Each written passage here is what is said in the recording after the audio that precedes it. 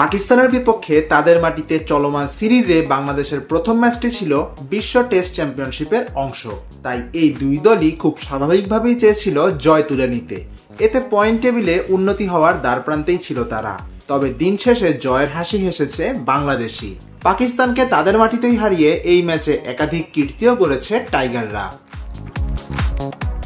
এই test series শুরুর আগে আইসিসির বিশ্ব টেস্ট চ্যাম্পিয়নশিপের পয়েন্ট টেবিল অনুযায়ী অষ্টম অবস্থানে ছিল বাংলাদেশ।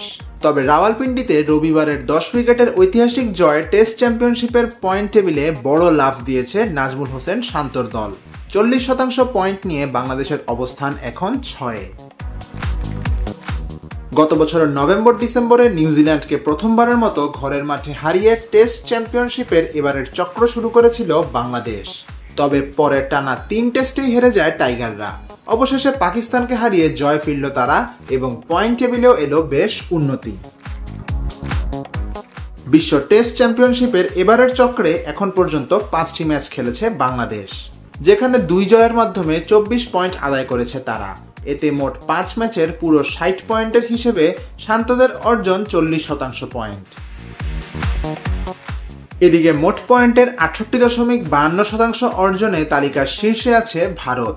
সবচেয়ে বেশি 90 পয়েন্ট পেলেও শতকরা হিসেবে 62.50% নিয়ে 2-এ আছে অস্ট্রেলিয়া।